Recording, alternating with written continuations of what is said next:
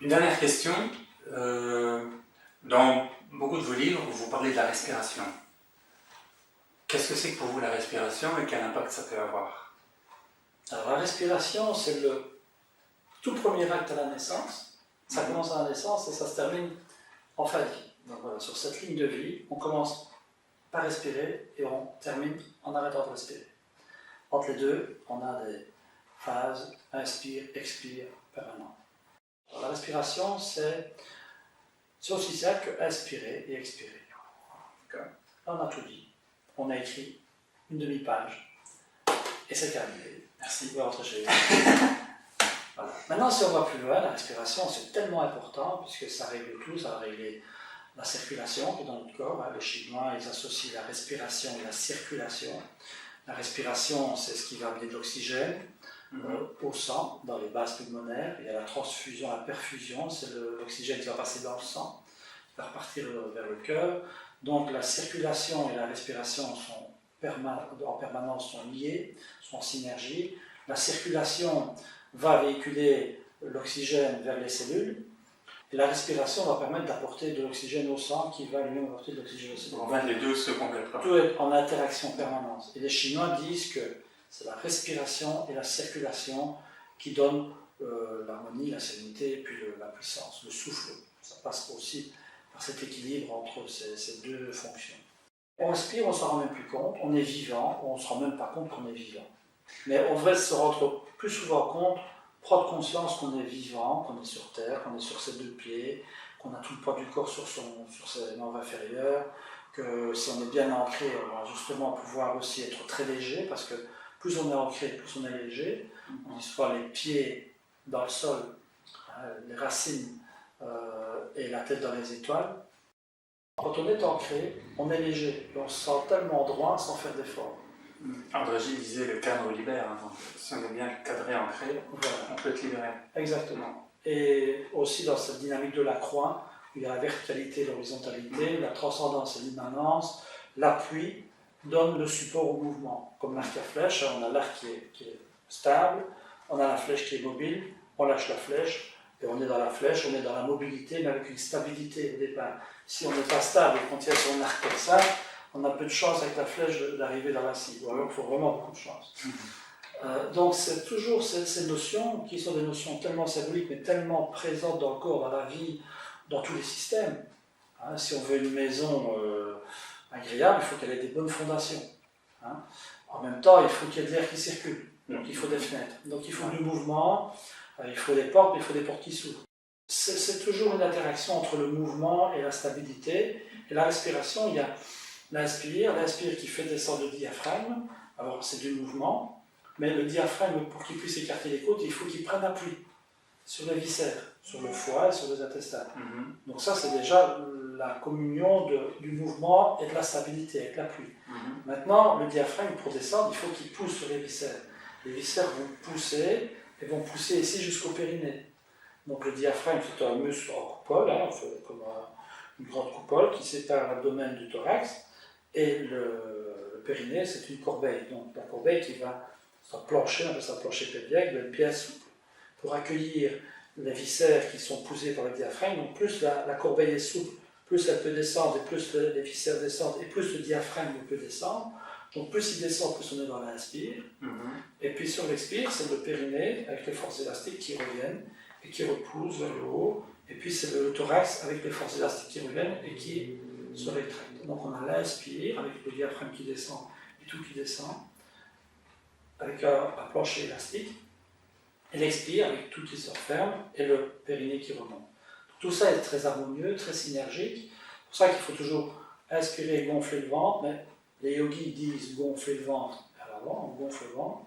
Dans la respiration totale, la respiration pulmonaire, on va gonfler. Mais on va plutôt laisser le diaphragme pousser les viscères et on va gonfler vers le bas. C'est plus gonfler vers l'avant, c'est gonfler vers le bas. Et quand on arrive dans le périnée, on est sur le chakra racine, comme disent les hindous, eh bien, on est vraiment sur une action, et ça, physiquement, ça se voit, ça se trouve, c'est dans les chaînes musculaires, parce que vous avez le psoas qui agit, et le périnée descend, et on a toute la chaîne musculaire jusqu'à la plante des pieds qui va être activée. Donc quand vous respirez comme ça, inspirez par le nez, dans le périnée, on est très bas, on est dans ses pieds. Alors il y a une chose intéressante, c'est l'apnée, la bonne apnée, pas l'apnée parce qu'on est crispé et qu'on ne respire plus, parce qu'on est face à un stress, etc. Il y a l'apnée entre l'inspire et l'expire, c'est un peu l'élémentaire dans les 5 éléments dans la médecine chinoise. Donc on a finalement l'inspire qui monte, et puis qui arrive à son apogée, et puis là on a le mouvement, on a l'élémentaire, donc c'est l'apnée, qui est l'intersection, la transition entre les deux, parce qu'après on a l'expire, c'est le début de l'expire et puis la fin de l'expire. Donc on a la vie, début de la vie, l'apogée de la vie, hein, c'est le printemps, début de la vie, hein, comme dans les saisons, et puis au-dessus, l'apogée de la vie, c'est l'été, hein, et puis on a l'élémentaire, hein, ou l'intersaison, et puis on a le début de la mort, c'est l'automne, et puis on a la fin de la mort, c'est l'hiver. Et puis le cycle recommence. On a toujours ces éléments. Alors l'apnée en fin d'inspire ou en fin d'expire, c'est une apnée d'une seconde. Hein. Donc on inspire, on maintient une apnée, et puis on expire. Ben, cette petite apnée, c'est le moment où la perfusion au niveau des bases pulmonaires va se faire de façon optimale. La perfusion, c'est le passage de l'oxygène dans le sang et du sang, le CO2 qui repasse dans les poumons pour être expiré. Donc c'est une petite apnée comme une petite pause, mais qui est vraiment importante physiologiquement, c'est vraiment là que se font tous les échanges. Il faut respirer jusqu'aux orteils, jusque dans les pieds, dans la tête. Quand on inspire, moi je dis toujours, il vaut mieux inspirer, envoyer l'air dans le front, hein, pas inspirer comme ça, mais inspirer dans le front, rafraîchir le front, et en même temps on est déjà dans le périnée, on fait travailler tout le corps. Donc c'est aussi un élément qui permet de prendre conscience de son corps. C'est aussi un élément tellement important pour la gestion du stress. Donc quand vous entrez quelque part, un enfant qui rentre dans une classe, bon, l'émotion la plus fréquente et malheureusement la plus prégnante, c'est toujours le rejet. Donc quelqu'un qui rentre dans un groupe, qui va vers un groupe, qui rentre dans une pièce, il y a toujours le regard de l'autre, il y a toujours peur d'être rejeté. Donc si vous êtes bien dans votre peau, eh bien vous risquez peut-être d'être moins rejeté. Parce que vous êtes bien dans votre peau, vous arrivez, comme Pavarotti, bonjour, je me présente, Luciano, c'est moi, voilà, bonjour. Avec de l'humilité, mais de la présence. Parce qu'il ne faut pas non plus être. Donc c'est l'humilité, l'ancrage, la présence fait que vous êtes accepté. Maintenant, si vous avez même un défaut physique et que vous avez la présence et l'ancrage, vous aurez moins de chances d'être rejeté, hein, plus de chances d'être accepté, que si vous n'avez pas de défaut physique, mais que vous n'avez pas d'ancrage et pas d'enracinement. Donc ça se sent vite. Alors, la force, c'est l'enracinement, c'est la présence. La faiblesse, c'est justement cette instabilité, les gens qui vacillent tout le temps, qui ne sont pas bien sur leur base, qui ne sont pas bien enracinés, on le sent. Donc la force, en fait, c'est quoi? C'est la confiance, c'est l'enracinement, vraiment l'ancrage. Une fois qu'il donne confiance, et ça instaure la confiance, ça permet aussi de prendre l'espace et de bien se répandre et de prendre sa place. On peut apprendre aux gens à retrouver cet ancrage par la respiration, un acte tellement simple et tellement à la portée de tout le monde, à savoir qu'on a tous respiré, comme je viens de le dire, dans le périnée, de 0 à 2 ans, tous les enfants respirent comme ça. Et puis, en grandissant, on perd son potentiel, on perd ses capacités, le stress, le fait de se mettre debout, etc., la pesanteur, tous les facteurs extérieurs, physiques, et puis le stress, on ramène tout au cœur. Hein.